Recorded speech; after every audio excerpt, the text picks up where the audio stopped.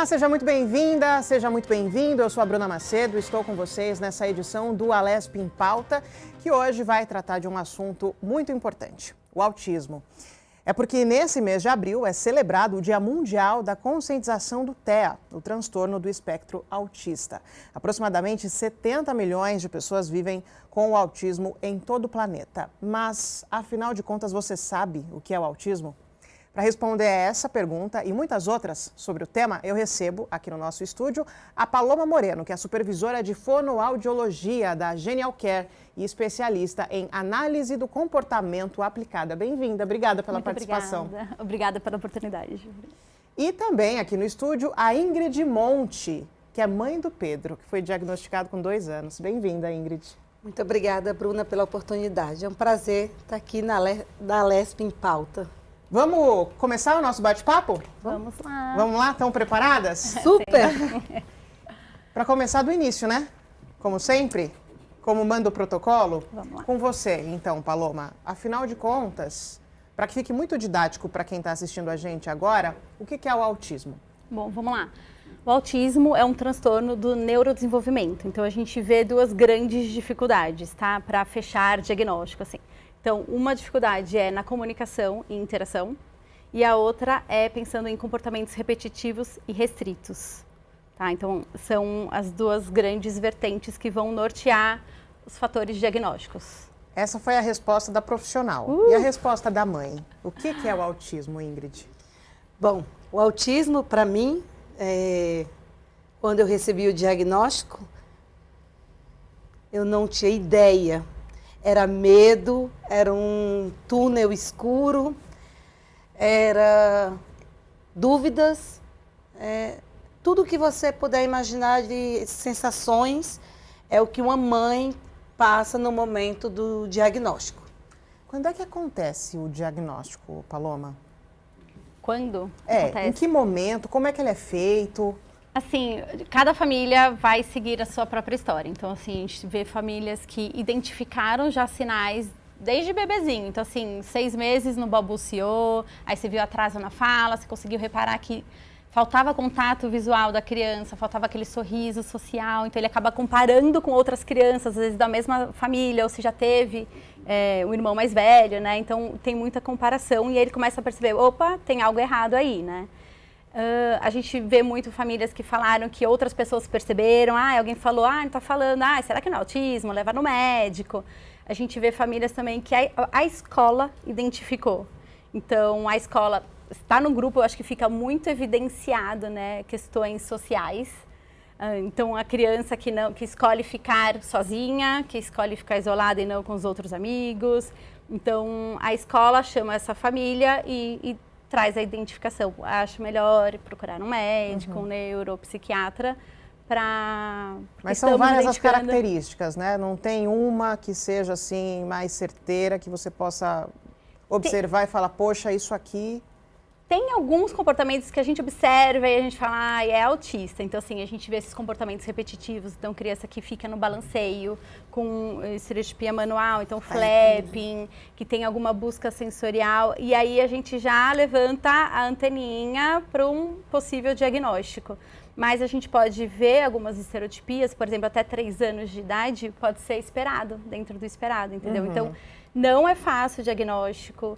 Precisa ir para o médico. A gente tem muitos médicos que hoje pedem opinião de time clínico. Então, encaminha para fonoaudiólogo, encaminha para o psicólogo ABA, encaminha para TO, para ter a visão de todos os profissionais e não só a dele. Então, ele vai observar a criança com a família, ele aplica protocolos já diagnósticos mesmo e pede o relatório dos outros terapeutas para conseguir fechar. Então, tem médico que procura a gente para discutir caso antes de fechar diagnóstico. E assim como a gente ainda vê profissionais despreparados, em que as famílias às vezes têm certeza que vai no médico, o médico fala, não, tá tudo igual, tá tudo certo, espera 5 anos para falar. Então, a gente ainda vê isso hoje. E é desesperador. Então, toda vez que a gente vai encaminhar famílias, a gente procura até passar contatos para a gente ter certeza que elas vão para profissionais com experiência. Como toda história é uma história, né? Cada história tem ali as suas circunstâncias. Eu quero saber qual é a sua história com o autismo, Ingrid? Como é que foi que aconteceu o diagnóstico do Pedro? Como é que você percebeu? Nós crescemos sonhando ter a maternidade perfeita, né? Fazemos planos para os nossos filhos. Jamais a gente pensa que vai ter um filho com algum transtorno ou com alguma deficiência. Eu estava passando por um momento muito complicado da minha vida. A minha mãe estava num quadro de câncer terminal. Então, eu vivenciava uma dor muito forte e, ao mesmo tempo, eu tinha que ter aquele olhar para o meu filho. Quando a gente vai fazer um flashback, aí a gente começa a lembrar que ele não olhava para mim na hora da amamentação, mas outros sinais mais sutis eu não conseguia perceber. Eu era uma mãe que não sabia o que era o autismo. E, realmente, o que aconteceu foi que a gente começa a observar o isolamento social, não tem interesse por crianças que são seus pares. E eu via que na escola, toda foto, as crianças estavam fazendo atividades sozinhas. E o meu filho sempre com suporte. E aí começou a acender aquela luz. Mas eu estava num momento tão tomada de dor, porque eu estava perdendo minha mãe ali no dia a dia, né? Porque realmente era um câncer irreversível. Mas eu fui buscando profissionais. E, obviamente, como você falou, eu cheguei a procurar até do mais famoso neurologista e ele pede apoio da fono, da psico, da terapeuta ocupacional antes de fechar o diagnóstico. Que, na verdade, o diagnóstico é clínico, mas sempre muitos médicos, ainda mais quando é muito novo e não tem tantas características aparentes, eles querem se certificar disso. E aí eu fui nessa busca, aí não consegui o diagnóstico, aí fui em outra neuropediatra, também me fez 15 perguntas, como se fosse um checklist. E óbvio, óbvio que nós como mães queremos responder não, não, não. Isso ele faz? Não. Ele faz? Não, não, não. Hoje eu olhando para trás, eu falei, por quê? Não. Eu não queria ver, é difícil aceitar. Você quer sair do consultório sem um diagnóstico.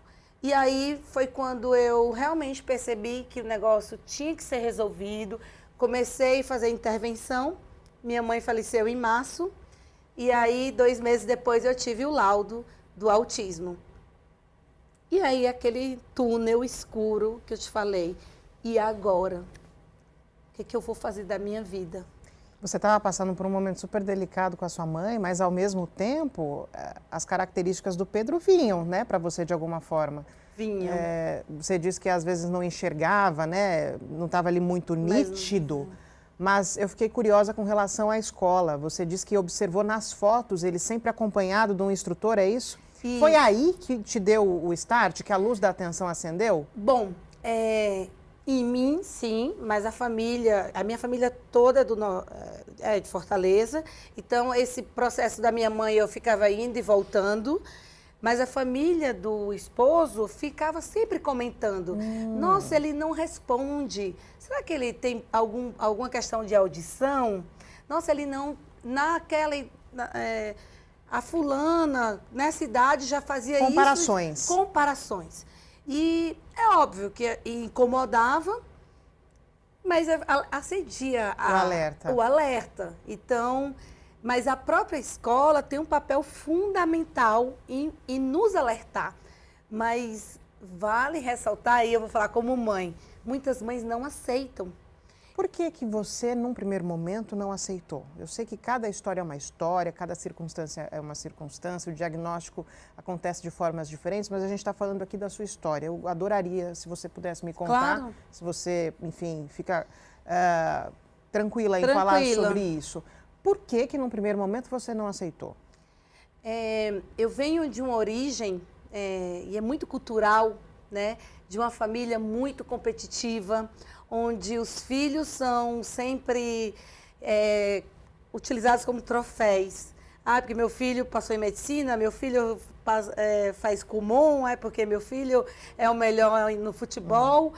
E eu sempre fui aquela disruptiva da família. A que saiu para morar fora muito cedo, que veio morar em São Paulo. E, de repente, aquela pessoa que era disruptiva era a pessoa que ia ter um filho que não ia ser. Toda aquela projeção que as pessoas fazem. Esperavam. Eu tive muito medo, porque eu tinha acabado de perder minha mãe, eu tinha medo do preconceito, eu tinha medo do que era o autismo, o que ia acontecer. Será que ele ia se desenvolver? Será que ele ia ter habilidades de vida diária? Será que ele ia ter condições de um dia aprender a ler e escrever? Tudo isso passou pela sua cabeça? Tudo! E eu chorava muito, eu ficava desesperada. E aí você foi se cercando de profissionais para responder essas suas perguntas? Eu fui me cercando de profissionais e, assim, do período do diagnóstico dele, com 1 ano de pandemia, foi um momento de muito introspecção. Eu me isolei das pessoas, eu não queria falar no assunto, mas isso não quer dizer que eu deixei de tratar. O tratamento era feito, até porque sem vocês nós não somos nada. E aí, quando deu a pandemia, que fechou tudo, eu fiquei com muito medo. Eu acho que eu nunca senti tanto medo na vida, porque eu vi a morte de perto, né? E aí, naquele momento, eu dizia, eu não posso mais viver essa farsa, porque minha mãe tinha muito orgulho de mim, ela me fez realizar todos os meus sonhos. Até então você não tinha contado para a família? Não. Entendi. Não tinha contado para a família, assim, contar para o pessoal do prédio, não. Quem sabia era a escola e pouquíssimas pessoas sabiam. Na empresa não sabiam. Então, assim, eu não contei para ninguém. Aí eu falei, meu Deus, como que eu vou contar?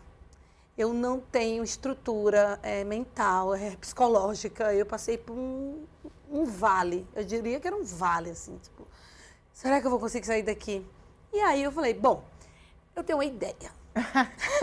Teve uma ideia. Tive uma ideia. Eu vou criar uma empresa, um site para vender produtos de inclusão, produtos que são tipo cordões de identificação, bottoms. E aí eu vou começar a me aproximar da comunidade.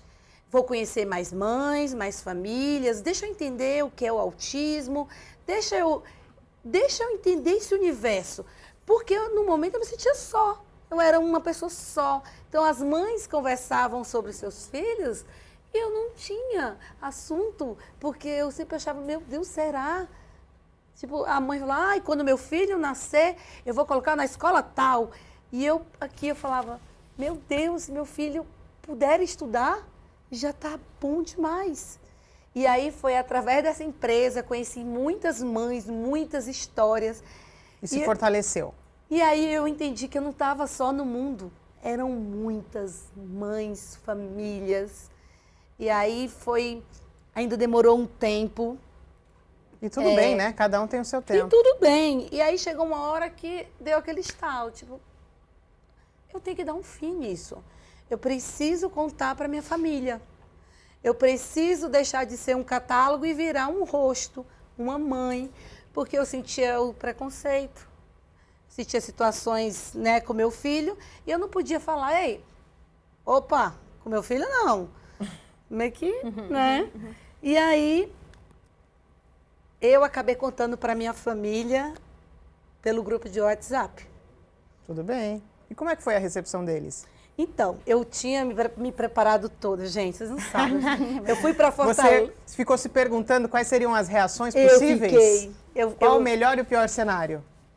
O pior cenário é das pessoas falarem, tá vendo? Ela tem essa vida toda que ela pensa.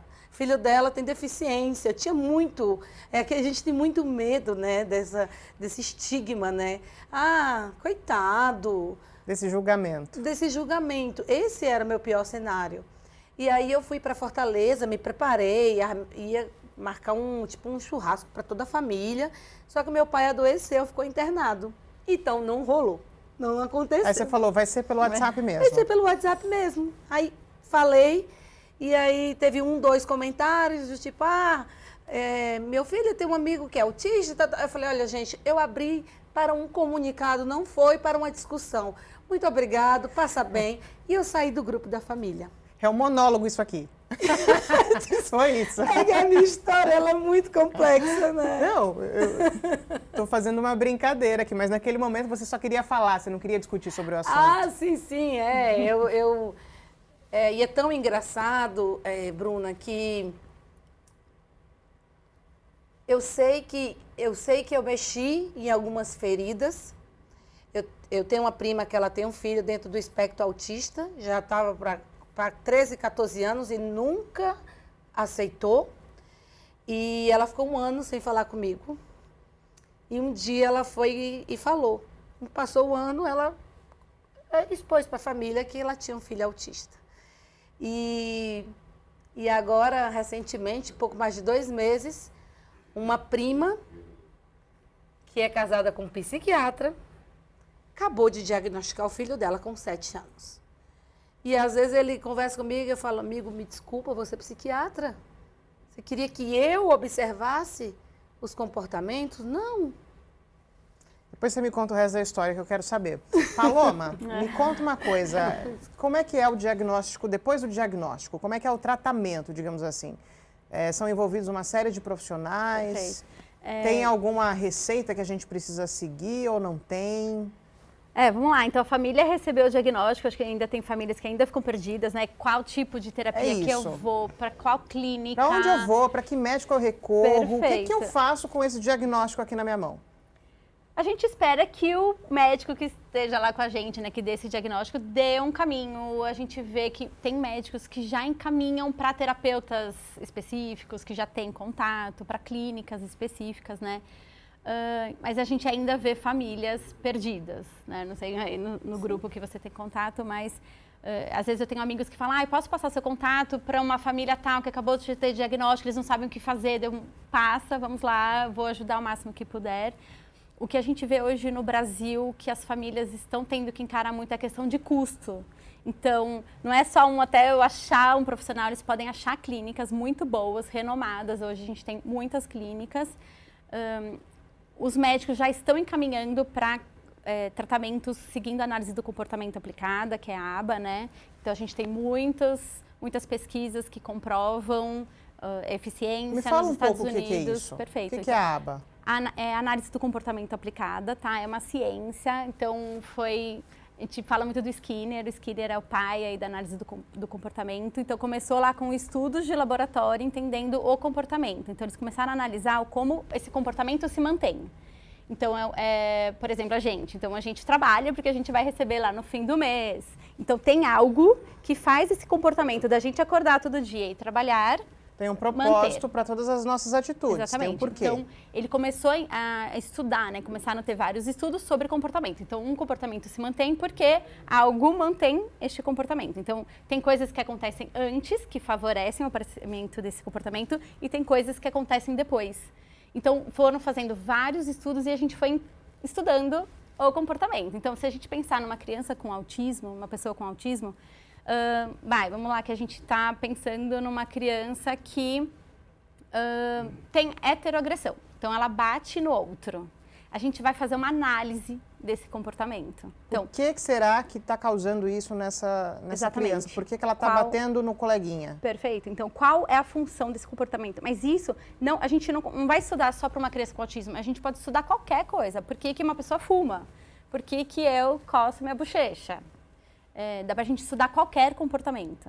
E a gente foi entendendo que dava para aplicar essa ciência para crianças com autismo, para pessoas com autismo. Então, ele bate em alguém por quê? Então, o que será que está acontecendo? A gente vê que toda vez que ele bate, a professora pega essa criança e tira da sala de aula. Então será que ele já não entendeu que toda vez que ele bate, ele ganha fuga de demanda? Então, ele não vai ficar mais naquela sala que de algum jeito estava ruim para ele. Então, a gente vai trabalhar muito com motivação. Então, o que a gente precisa fazer para essa criança se sentir motivada, para ela se comportar de um jeito legal. E que seja legal para essa criança. Não é um só, fique sentado aí porque você precisa ficar sentado. Não. Vai ser legal ficar sentado aqui porque é gostoso, porque eu tô aqui com pessoas legais, que a gente está conversando. Então, por que ele é obrigado a brincar com um amigo? Não, ele não é obrigado. Vai ser legal. Ele vai se divertir porque o amigo vai entregar alguma coisa para ele. Como é que você vai mostrar para essa criança que pode ser legal, que pode ser benéfico para ela? Exatamente. Então, as terapias, elas vão ver o quê? A gente vai analisar. Primeiro tem que ter uma avaliação, né? Então, essa família achou uma clínica, conseguiu bancar essa clínica, né? Então, isso é uma grande dor de todas as famílias. A gente pode até falar mais sobre isso. Precisa ter uma avaliação muito boa. A gente precisa saber quais são as habilidades que essa criança tem, quais são as fortalezas. Então, a gente tem crianças que elas vêm com habilidades.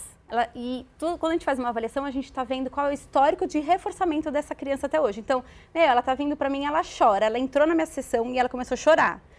E não tem nada, ela não está mostrando nada que ela quer. Aí eu viro pro pai e pergunto, o que você faria agora? Aí ele, eu daria uma bolacha de chocolate. Então ele está chorando porque ele quer essa bolacha de chocolate. Mas é um comportamento tão primitivo e ele não tinha nem comportamento de iniciar procurando na bolsa do pai ou querendo sair. Ele estava parado e aí a gente consegue entender como que é o histórico daquela criança. Então, provavelmente, ele chorava, vinha o pai e dava a bolacha, ou vinha e dava um tablet com o vídeo que a criança queria. Então, aí a gente consegue entender que habilidades que essa criança tem, quais ela não tem, e a gente pensar onde que a gente vai começar, o que é pré-requisito para as outras habilidades.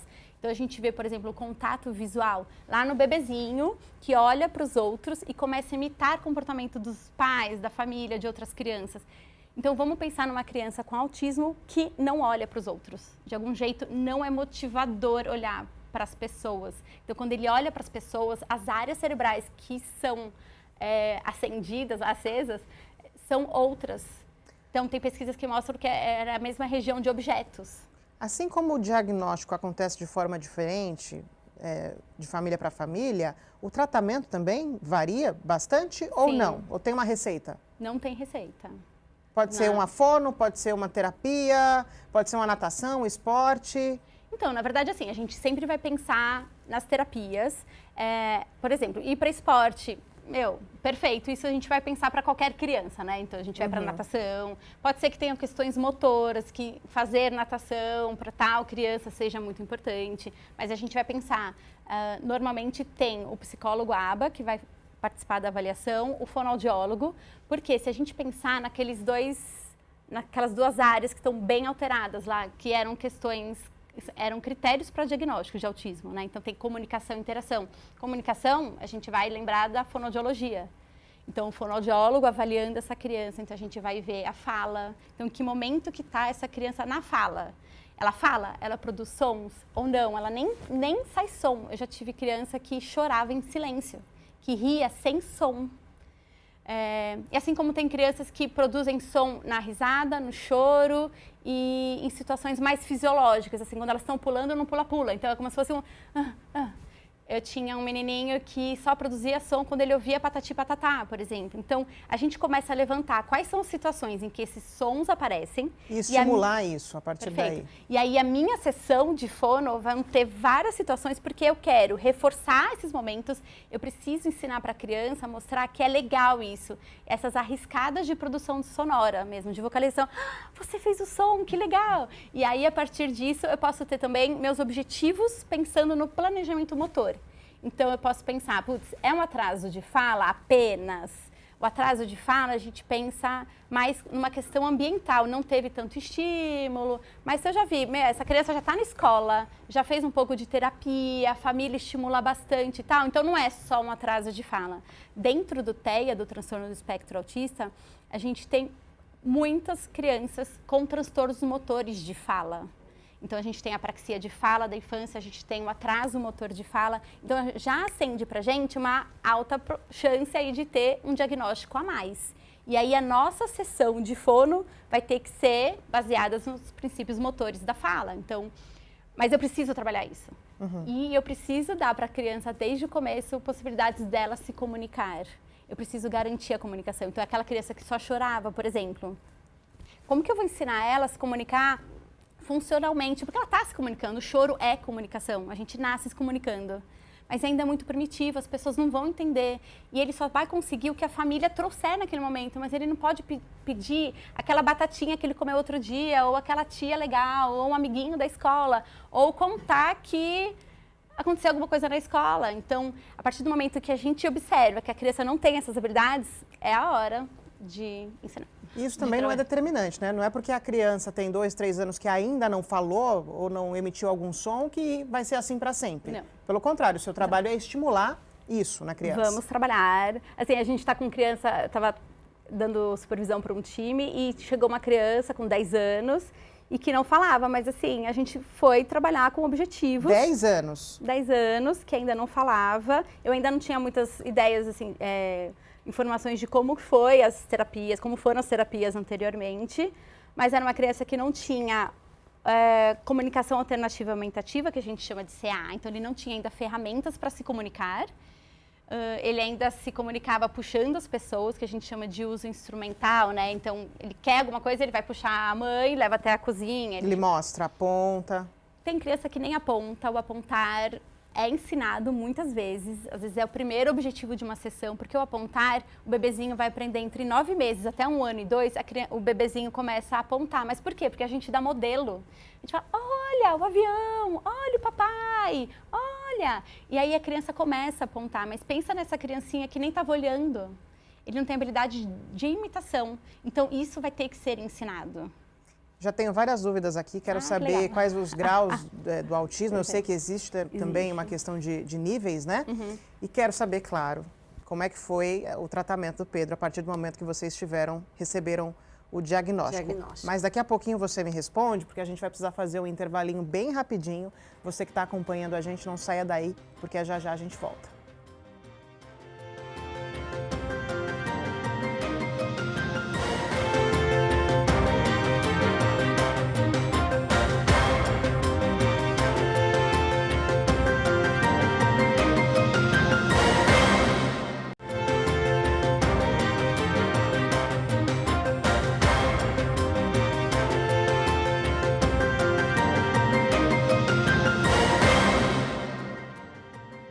Viu? Falei que foi rapidinho? Falei que era rapidinho e foi rapidinho.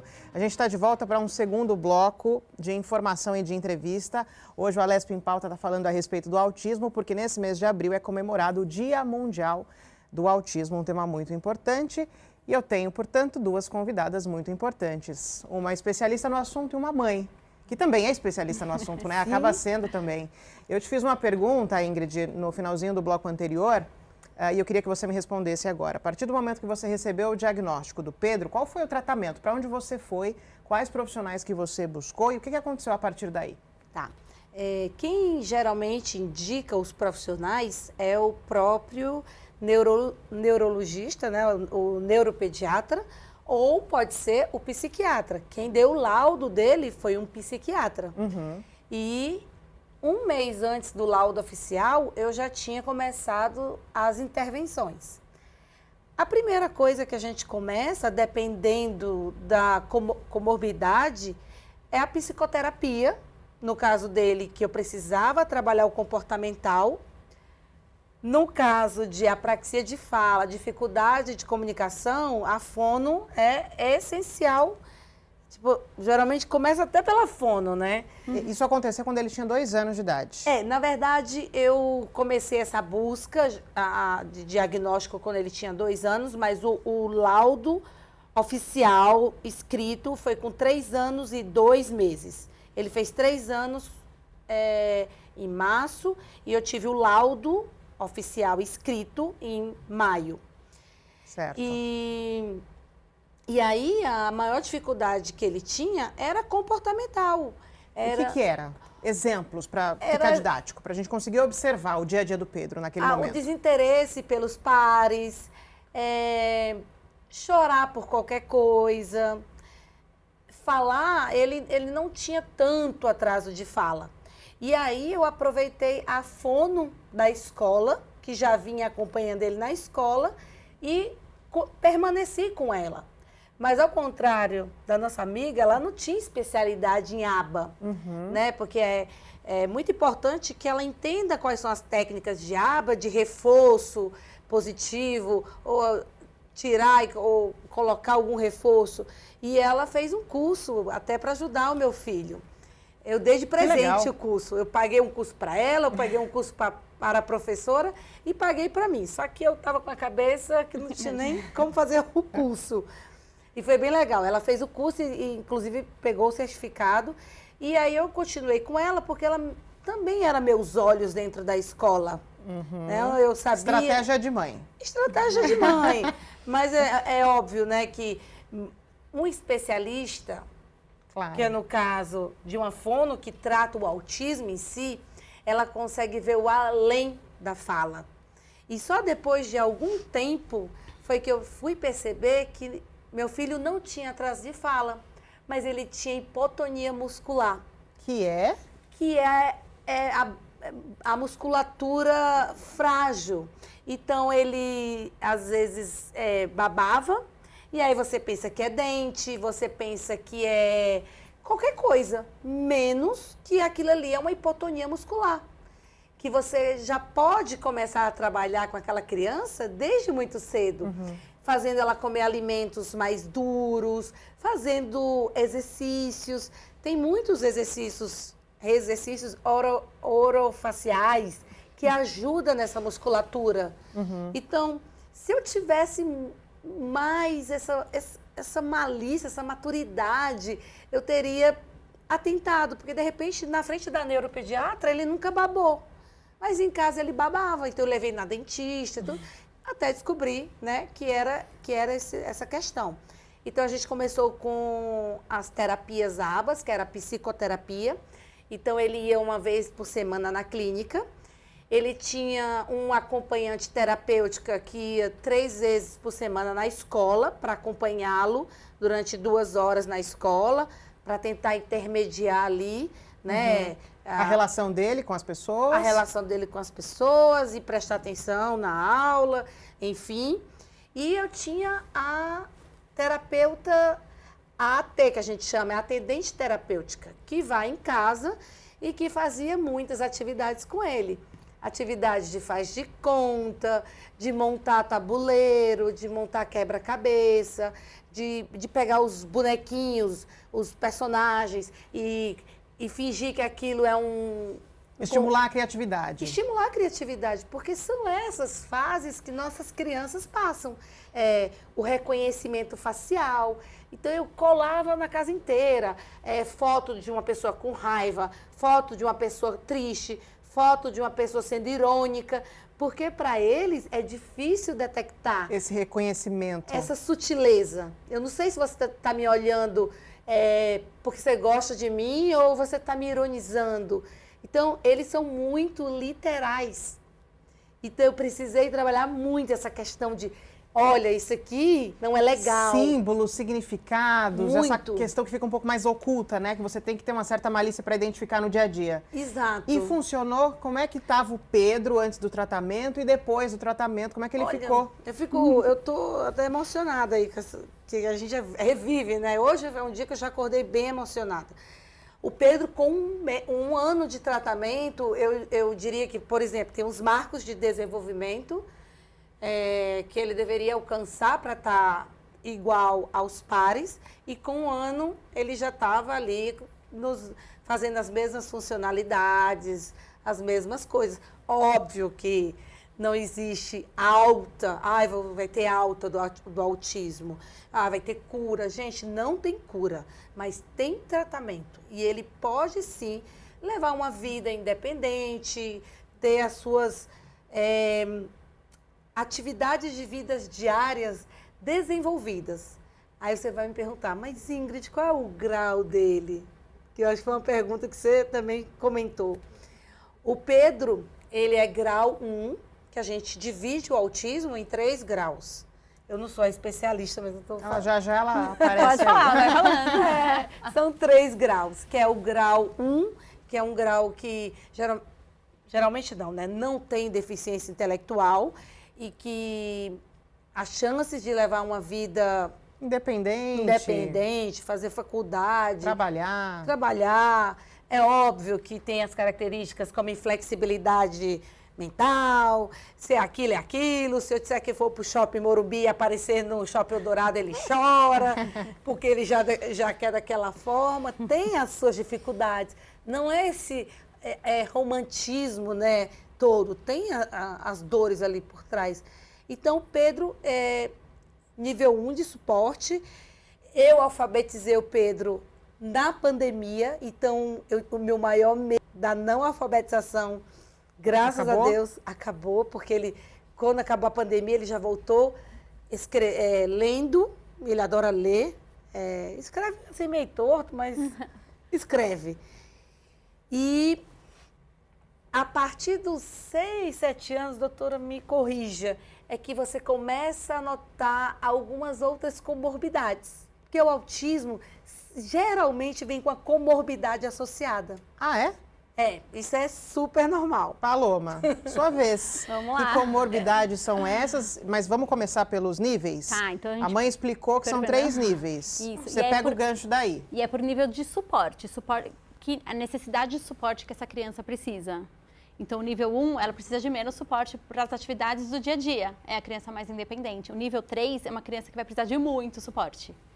E aí, a gente tem, ao longo da vida, a gente tem mudança nesses níveis também, né? Tem então, mudança? A gente pode ter uma criança nível 3, mas a partir do momento, porque ela pode chegar para mim com 3 anos, nível 3, assim, não teve intervenção, a família não sabia do diagnóstico, teve diagnóstico tarde, aí chegou pra gente nível 3, mas a partir do momento que a gente começa a trabalhar, a gente ensina a comunicação. Vai pro nível 2, é possível? Super. Até pro 1. Até pro 1. Olha isso, fantástico. E aí a gente tem pessoas... Por isso a importância de começar o tratamento o mais rápido possível. Intervenção precoce. Então, hoje, os diagnósticos estão sendo mais precoces. Tá chegando crianças pra gente de 1 ano e pouco pra gente. Se a gente já tem, por exemplo, um irmão, então... Tem outro filho? Não tem. Se tivesse outro filho, a anteninha dela já estaria super ligada. Então, a gente tem famílias que já tem uma criança com diagnóstico de autismo, quando nasce outra criança, ela já fica assim, já leva até para neuro, para avaliação, e qualquer coisa já vai ter intervenção precoce, que às vezes nem chega a ter o diagnóstico, mas a gente vê alguns sinais, mas não chega a ter critério para fechar diagnóstico. E a gente tem crianças, a gente está falando dos níveis, né? Então, a gente teve, por exemplo, eu já conheci um menininho que tinha um histórico, tipo, de ser nível 3, de fala 0, assim, não falava mesmo, ficava no quarto assistindo o mesmo vídeo o dia inteiro, não gostava de brincar com ninguém. E hoje, ano passado, ele entrou na faculdade, interage, é feliz, é a felicidade da família. E tá tudo bem. Intervenção Cada precoce. um no seu processo. Todos nós temos, né? Independentemente de sermos autistas ou não. Cada um tem o seu processo, o seu caminho. E aí, com relação às comorbidades, isso me deixou curiosa também. Tá, vamos lá. Então, a primeira coisa, assim, chegou pra gente, a gente sempre vai pensar se a audição está bem. Então, já aconteceram casos, nunca chegou pra mim assim, de chegar, por exemplo, a criança e com super atraso de linguagem, então não tá falando, não se comunica, não olha quando chamada, não olha para as pessoas direito, mas quando a gente vai ver é porque ela não está ouvindo, então ela tem alguma perda auditiva. Então a primeira coisa que a gente precisa excluir aí, para garantir diagnóstico correto, para a gente ter certeza que todo estímulo que a gente está dando está entrando aí na via auditiva, é o BERA. O BERA é uma avaliação auditiva que a gente não precisa da resposta da criança. Então, a gente tem não sei se você já fez o teste audiométrico, que você entra na cabine, ouve o barulho e levanta a mão. A gente não precisa ter essa resposta. Então, a gente coloca eletrodos e a gente consegue ver o estímulo, as ondas entrando lá na cabeça da criança, passando pelo tronco, chegando nos córtex. Então, a gente consegue perceber se tem perda condutiva, então se tem rolha de cera, se tem alguma otite. E isso tudo é muito importante ser tratado rapidamente, porque é o momento que a criança está sendo privada do som. Do som da voz da família, dos modelos auditivos, modelo de fala. E a questão de segurança também, de conseguir fugir, né, de situações de perigo. Então, primeiro a gente já vai excluir isso, tá? A partir do momento tem alguma perda, vamos ver se é tratável, o que aconteceu. Mas a gente tem muitas crianças com deficiência intelectual. E aí a gente vê muito até antes dos 6, quando a gente vê dificuldade em aprendizagem. Então a gente está lá estimulando, a gente aumenta horas de sessão. Então tudo isso avaliando, reavaliando. A gente precisa sempre ver se o que a gente está entregando para a nossa criança está fazendo sentido, ela está ganhando. Eu vou ver na mesma sessão, eu estou lá 1 hora com a criança, estou ensinando uma estratégia e eu não estou mudando o comportamento para o meu alvo, opa, não está funcionando essa estratégia. Então, a gente tem que ficar o tempo todo pensando por que não, por que sim, que ajuda que eu vou dar. Então, a gente vai vendo evolução. E aí, no momento que a gente não vê, que a gente aumentou horas de terapia, a gente conversou com a família, a gente está trabalhando com todos os reforçadores possíveis, itens de interesse, com motivação, e a gente vê muita dificuldade, a gente já consegue levantar, opa, pode ser que tenha aí uma deficiência intelectual. Tem famílias que vão fazer outros exames genéticos, para ver se tem síndromes. Então, tem famílias que vão, no momento do teste genético, descobrir outros diagnósticos também. Síndromes raras, né? O Pedro tinha alguma questão? Não. Ele não, eu não cheguei a fazer exame genético, né? Mas aí eu me refiro assim, a gente descobriu no ano passado, no começo do ano passado, através da avaliação neuropsicológica, que ele tinha TDAH, que era o transtorno de déficit de atenção e hiperatividade. Então, hoje, o que mais causa prejuízo nele é o TDAH. É o TDAH, e não mais o autismo.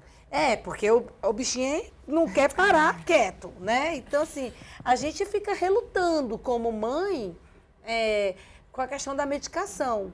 Né? Ele toma risperidona, meio ml todos os dias, e se eu quisesse, né? A médica fala também, dar uma turbinada, poderia até inserir o Venvance, né? Que é um remédio que até pessoas que não têm TDAH virou meio que moda, né? Tomando para poder melhorar a produtividade, a concentração. E aí, quando eu me referi a comorbidades, eu falo do TDAH, o transtorno opositor desafiador também, tem o transtorno de ansiedade, pode ter um TOC, né? Um transtorno de obsessivo compulsivo, transtorno alimentar, depressão. E as síndromes é que são mais complicadas, né, doutora? Porque... Sim. E aí, a partir do momento que você identifica essas comorbidades, aí a gente pode também seguir para outros tipos de tratamento. Então, tem a questão medicamentosa, né? Então, TDAH, então vai ser discutido com a família outras possibilidades que vai ajudar em todo o processo terapêutico. Ou seja, o importante, a palavra-chave é tratamento. Sempre. Né? O mais rápido possível. A gente falou do início, a gente falou o que é, a gente falou das dores, das complicações, da aceitação. Vamos falar agora do presente? De coisa boa, do que você fez com a sua dor, do que você fez com o autismo, que eu sei que a história também é maravilhosa nesse sentido, né? Eu estou folhando aqui uma revista, você deve estar achando estranho aí em casa, mas é porque a Ingrid, ela transformou toda aquela dor que ela contou pra gente no início em um propósito, né? Virou uma empresária aí no ramo. E aí eu queria que você contasse agora essa outra etapa da sua vida pra gente, Ingrid, por favor. Eu sei que tem aí 2 cordõezinhos que fazem parte dessa nova fase. A palavra é toda sua. Foi 1 ano depois do diagnóstico, em plena pandemia, que eu resolvi abrir um site com produtos de neurodiversidade. Começou com autismo, depois a gente foi para o Girassol, que abrangia mais, né, deficiências. E hoje eu tenho toda uma gama, a gente tem desde síndrome de Down, a gente trabalha com pessoas que têm esquizofrenia, doença de Crohn, que é aquela doença que usa a bolsa de colostomia. E eu comecei a empreender para curar uma dor. E nessa busca eu fui encontrando muitas mães incríveis, histórias lindas. Eu tenho histórias aqui que eu ficaria horas contando. Aquela história de que a união faz a força, então é verdade. Total. E é maravilhoso, porque por mais que seja uma empresa, em muitos momentos a empreendedora não está ali. Muitas vezes é a mãe. É a mãe que recebe uma ligação de uma mãe. Eu levo meu filho no SUS, todo mundo fala. Se fosse meu filho, eu resolvia num tapa. Aí ela fica constrangida e dá um tapa na criança para poder dar uma satisfação para a sociedade. E aí eu falei, então tá bom, mãe, eu vou te mandar o cordãozinho direitinho, você não vai pegar mais fila, mas você vai me prometer que você nunca mais vai agredir seu filho. Ou seja, também é uma questão de transformação social, Paloma. Totalmente. Mostra pra gente esse cordão que você tá na mão, Bom, explica quais são as diferenças. Esse aqui é o cordão de autismo, assim, é super conhecido. O cordão quebra-cabeça, ele tem essa predominância azul, porque o autismo ele era muito mais predominante em meninos. Hoje a gente consegue ver que tem muitas mulheres que são diagnosticadas de forma tardia, muitas vezes porque elas conseguem fazer o masking, que é o mascaramento. E você vê aí o caso da Letícia Sabatella, né? Enfim, a gente tem até deputada da casa que foi diagnosticada na fase adulta. Então, esse é o cordão de autismo, né? E tem os crachazinhos que explica, no caso da criança se perder. E aqui tem o cordão girassol. Esse é mais recente. Na verdade, o cordão girassol começou lá em Londres, tem uma história mundial, né? Então, tem uma instituição que é a HD Sunflower, que criou toda essa história do cordão girassol, e ele é reconhecido no mundo inteiro. Europa, Estados Unidos, é como se fosse um atestado de que todas as pessoas com deficiências não visíveis, porque muitas vezes você pode ter um borderline, ou você está passando por alguma coisa e não está visível. Eu não consigo te diagnosticar ou deixar você passar na frente. Então, no Brasil virou lei no ano passado, e foi quando foi sancionada a lei para o cordão girassol, para que o cordão girassol fosse usado por todas as pessoas com deficiência, que tem o direito de prioridade em fila, tem direito ao estacionamento especial de deficiente, e dependendo do transtorno, da síndrome, também tem alguns benefícios do governo, enfim. A sua empresa promove esses debates? O que a sua empresa faz especificamente? Bom, existe eu, Ingrid Monte, né, que falo sobre o assunto. Quando eu decidi aflorar, né, e dizer, não, eu preciso ser voz dessas mulheres, dessas mães, e eu falo muito no meu, assim, no dia a dia, sabe? Não é essa Ingrid de blazer, né, toda... É aquela mãe mesmo que acorda descabelada e diz, eu estou exausta, eu estou em esgotamento físico. Isso é muito importante ser falado, né? Eu quero chorar. Ai, meu Porque filho... é tudo bem querer chorar de vez em quando também, né? Eu choro quase todo dia, mas tá tudo certo.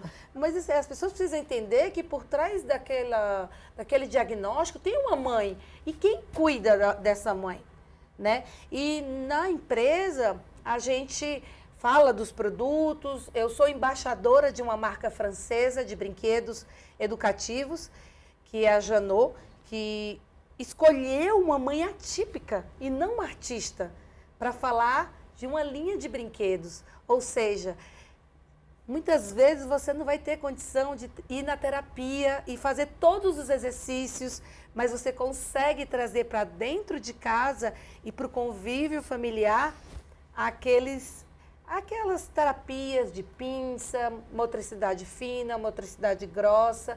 E assim, eu vejo que aquela dor tão grande, aquele túnel tão escuro que eu me encontrei, se transformou. E aí eu fico sem palavras para dizer que quando eu chego num evento, as mães querem bater fotos comigo. Tipo, eu te sigo. Eu disse, amiga, é mesmo? Me conta. Ô, Paloma, qual é a importância dessa identificação, desse diálogo para a sociedade como um todo e para a vida também dessas pessoas que vivem com autismo? Não, com certeza. Eu acho que um movimento, né? Eu acho que você ser modelo para as outras famílias, né? E o que você chegar nessa fase fez para o seu filho deve ter sido muito, muito mais, né? Então a gente vê famílias que estão naquela parte da dor, né? Do luto. É o luto. Muito, muito ruim, que ao mesmo tempo ela sabe que ela tá atrasando. Então teve uma vez eu conversei com uma mãe que ela falou, ai, eu não queria pecar, eu sei que eu demorei para isso e tal. Só que ao mesmo tempo, quando eu fui conversar, porque ela foi perguntar para mim se eu achava que era autista e tal, e a gente foi para uma conversa, na hora ela já rebateu, não é. Não vou nem pro neuro. Mesmo, por mais que ela estava naquele movimento tentando sair da passividade, para ela ainda foi difícil. Hoje eu vejo ela já em outro momento da vida. Hoje ela se encontrou aí no diagnóstico, aceitou e aí e ela conseguir ser inspirada por outras famílias, né? Eu acho que esse momento dessa conversa entre os pais a gente vê muito na sala de espera. Então, a gente vê isso acontecendo. Às vezes, nem a gente que está criando, né, na clínica, por exemplo, esse momento, mas os pais lá se vendo. Um pai vê a outra criança se comunicando usando uma prancha de comunicação. Também quero, o que é isso? E aí, conversa com a família indica um advogado para brigar pela causa tal. Isso também pode acontecer nesse exato momento com alguém assistindo o nosso programa, a nossa entrevista agora. Por exemplo, né, pega a história do Pedro. Pode ser replicada na história do filho da Dona Maria, da Denise, da Sara, de tantas mulheres por aí, de tantas famílias, né? A gente está chegando ao final do nosso programa, foi um bate-papo extremamente rico, mas eu queria que você, Ingrid, deixasse uma mensagem para essa mãe que está te assistindo agora. O que você falaria para ela, aquela mãe que de repente acabou de pegar o diagnóstico e está perdida, está naquele vale que você se viu lá atrás? Eu quero dizer para você, mãe, que, acima de tudo, o seu filho é um presente. E se em algum momento você sentir aquele desespero, aquele cansaço, dizer por que minha vida não é diferente, você para um pouco e se pergunta, será que eu conseguiria viver sem ele? Quando você começa a responder, não, eu não conseguiria viver sem o meu filho, mesmo com todas as dificuldades. Ele é meu filho e eu o amo. E dizer para vocês que a gente não tem que ter vergonha. Isso é uma mãe que no passado não assumiu de bate-pronto diagnóstico. E que diagnóstico nunca, mas nunca será uma sentença. Ame seus filhos, invistam nas terapias, enfrentem, somos leoas. Já briguei, já fiz tudo que você puder imaginar, mas ele é o grande amor da minha vida. E quando ele pensa que eu dei a vida para ele, ele que me deu a vida de volta. É isso. Muito bom, né? E essa coisa do diagnóstico não ser sentença, Paloma, o que você diria aí sobre isso como profissional? Porque, afinal de contas, é uma condição, mas tem tratamento. Tem tratamento. Será que é tão grave assim? Será que precisa sofrer tanto assim? Tem tratamento, comecem o mais precocemente possível e briguem pelo seu filho na clínica que ele está. Então, se vocês não estão gostando, procurem outro lugar. Não fala, não, já fui, já procurei, não gostei, não deu certo. Procurem lá do lugar certo que está se adaptando para o seu filho, que está se adaptando para você. Então, vai avaliar, vai te mostrar o PEI, que é o planejamento específico aí de ensino para sua criança, individualizado e orientação parental para vocês, famílias, e é isso, vai dar certo. Esse apoio emocional também, aquela coisa da união faz a força, de você conhecer outras mães e pais, também faz muita diferença. Muita, muita. Tem dia que eu abro a câmera lá, boto na live chorando. Gente, eu preciso conversar. Aí para ali 10, 15 mães e fala, gente, eu tô sentindo isso, eu tô sentindo culpa, hoje eu fiz isso, eu sei lá, gritei com meu filho. Gente, a gente não é perfeita. E a vida não é um romance, e não nem é um morango, romance, né? E com certeza, eu digo que na ausência da minha mãe, né, e longe de tudo que era a minha base, essas famílias viraram a minha família. A gente pode fazer isso uns com os outros, Claro, sempre que possível, né? Paloma, muito obrigada pela participação, foi ótimo. Ingrid, obrigada pelo seu depoimento, pela sua história. Parabéns e um beijo no Pedro. Tá bom? Ele fez aniversário essa semana. Tá aí, então fica aqui o meu parabéns para o Pedro também, para você que acompanhou a gente até aqui. Eu espero que tenha sido um bate-papo enriquecedor, tá bom? Eu espero você numa próxima oportunidade. Tchau, tchau.